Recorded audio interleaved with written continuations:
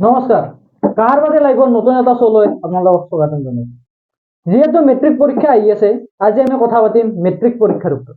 Matric পৰীক্ষা কিনকে হ'ব, matric পৰীক্ষা হ'ব নে নাই, মেট্ৰিক পৰীক্ষাৰ কি নতুন পদ্ধতি ব্যৱহাৰ কৰা হ'ব, সেই বিষয়ে কথা পতাৰ কাৰণে আমি মাতি আনিছোঁ সেৱাৰ এজন বিশিষ্ট কৰ্মী। আহক আমি তেওঁক আমাৰ শ্ব'লৈ মাতি আনো। আমি তেওঁক আমাৰ শ্ব'লৈ মাতি আনিছোঁ। আমি তেওঁৰ লগত কথা বতৰা কৰিম বোলে মেট্ৰিক পৰীক্ষা কেনেকৈ হ'ব, কি কি সাল সলনি হ'ব আৰু কি নতুন পদ্ধতি। তো আপুনি আপোনাৰ পৰিচয়টো দিয়ক। নমস্কাৰ, মই দীপাংকৰ ডেকা, মই সেবাৰ বছ। আপুনি সেবাৰ বছ। মই বছ। তো আপোনাক দুটামান প্ৰশ্ন কৰিম। কৰি থাকা। মোৰ প্ৰথম প্ৰশ্নটো হ'ল, এই যি মেট্ৰিক পৰীক্ষাত HSLC যিটো পৰীক্ষা আছে, এইটো নতুন সাল সলনি হ'ব যাই আছে বা যোৱা বছৰ যিটো সাল সলনি হ'ল, এইটো কেনে ধৰণে হৈছে আৰু কি কাৰণে কৰা হৈছে? আৰু এই যে পৰীক্ষা হ'ব নে নহয় আমি শুনি আছো, এই প্ৰশ্নটো উঠি আছে, এইটো পৰীক্ষা হ'ব নে নহয় আমাৰ দৰ্শকক কৈ দিয়ক। বৰ্তমান মই এতিয়া ডাইৰেক্টকৈ ক'ব নোৱাৰিম। এতিয়া বৰ্তমান চব হেমন্ত ছাৰে কৰি আছে, তেওঁ নিৰ্দেশ মৰ্মে আমি কৰি আছো, কিন্তু হ'ব নহ'ব এইবিলাক ক'ব নোৱাৰিম। মই তো আপুনি ক'ব নোৱাৰে? মই ক'ব নোৱাৰিম। এনেতো সেবাৰ আণ্ডাৰতে পতা হয় পৰীক্ষাটো। সেবাৰ আণ্ডাৰত পতা হয়, কিন্তু ছাৰে নিৰ্দেশ দিলেহে এইটো তাৰমানে কি হ'ব, পৰীক্ষা হ'ব নহ'ব এইটো কৈ দিব পাৰিম। মানে চব ছাৰৰ ওপৰত নিৰ্ভৰ কৰিব। ঠিক আছে।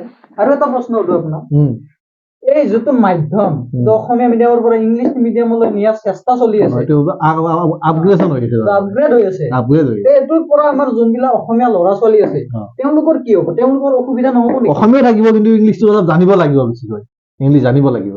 ইংলিছটো জানিব লাগিব, হয়, কিন্তু অসমীয়া ল'ৰা ছোৱালী বিলাকতো কি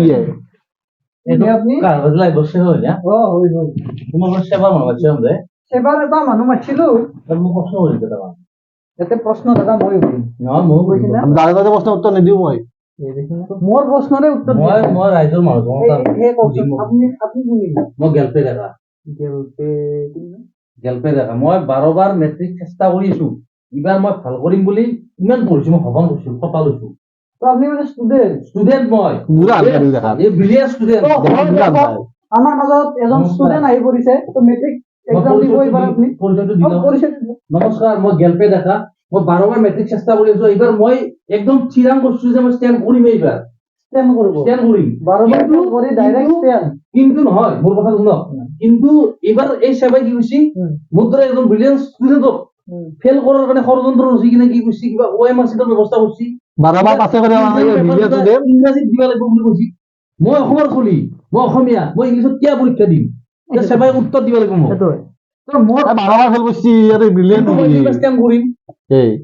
চেষ্টা করলে মানুষ কি নরে পারে পারে কি নরে।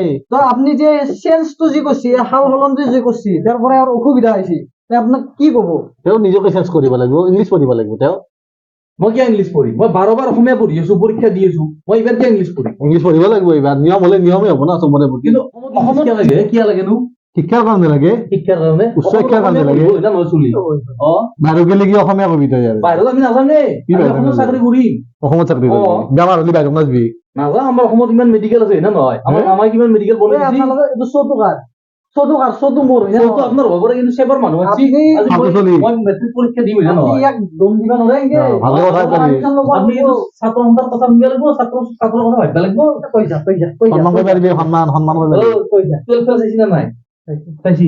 দুদিনমান পিছতে গেলপে দেখা নাও ট্ৰেইন ফেল হ'ব, কিনা চাবা আহিবি হলত খেদিম যা টিকেট নাথাকে। এই ফাল্টু চলি 12 বছৰ পাছে কৰিব পৰা নাই।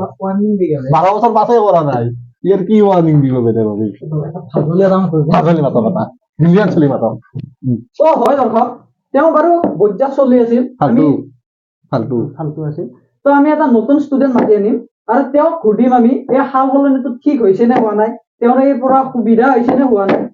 তো হয়, আমি আমাৰ শ্ব'লৈ মাতি আনিছো জ্যোতিৰ্ময় হাজৰিকা।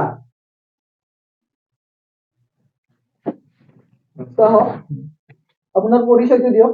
নমস্কাৰ, মোৰ নাম শ্ৰী জ্যোতিৰ্ময় হাজৰিকা। মই এইবাৰ মেট্ৰিক দিম। তো এই যে সাল সলনিটো যে হৈছিল, এই যে নতুন এটা চিষ্টেম আনছি চৰকাৰে, তো এইটোৰ পৰা আপোনাৰ সুবিধা হৈছে না অসুবিধা হৈছে? কি চিষ্টেম বা? কি চিষ্টেম মানে গমেই পোৱা নাই। বহুত চিষ্টেম আছে না, যে এইটো যে OMR টো যে করছি, OMR যে সিস্টেমটো করছি, তুমি গম পাইছি না? আমি পাইছো পাইছি না? তো এইটো সিস্টেমটো ভাল করছি না বেয়া করছি? ভালে কৰিছে, এটোৰ মই পৰা ভালে আপোনাৰ পাইছো। কি সুবিধা হৈছে? কি মানে এতিয়া নতুনকে ইংলিছ বিলাক আমাৰ জানিবা ভাল হ'ব এতিয়া আঞ্চলিক আপোনাক মই এটা প্ৰশ্ন সুধিম আপোনাক বুলি ক'ব নালাগে তুমি বুলি হ'ল তো তোমাক এটা মই প্ৰশ্ন কৰিম OMR ৰ ফুল ফৰ্ম কি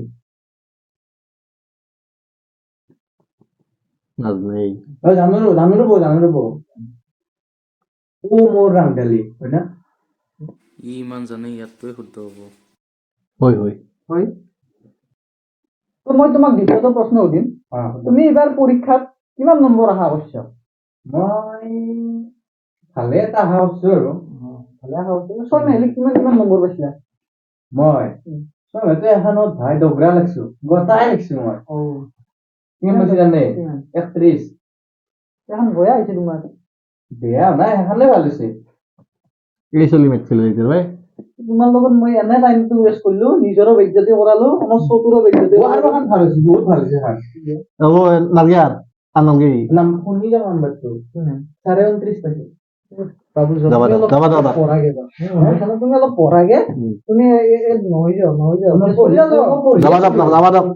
পঢ়াগে যা চব মাথা কাৰণে আহিলো ব্ৰিলিয়ান্ট ষ্টুডেন্ট বুলি তুমি কৈছিল নো বিলিয়ন ষ্টুডেন্ট বুলি আহিছিলো আনিছ আপনিও এইটো কি হেৰি দক সেবাৰ বোলে বছ হিমন্তহে জানে হিমন্ত নহয় হেমন্ত হেমন্ত হেমন্তহে জানে হেমন্তহে জানে অ। আপুনি কেতিয়া ভাত খাই তো হেমন্তই জানে কিন্তু মই নিজে জানে আপুনি নিজে জানে সেইকাৰণে এনেকুৱা হৈছে মই যাওঁ ইমান সহ্য কৰিব নোৱাৰি যাওঁ মই তো হয় দৰ্শক আজি শ্ব'টো এনে বেকাৰ গেল দুইজনক মাতি আনিছিলো আৰু একজন এনে সোমাই আহিছিল তিনিজন বেকাৰ তো আজিৰ শ্ব'টো আমি ইমানতে শেষ কৰিম আৰু আগলৈ আমি নতুন নতুন শ্ব' আনি থাকিম আপোনালোকে আমাক ছাপোৰ্ট কৰি থাকিব বুলি আমি আশা কৰিছো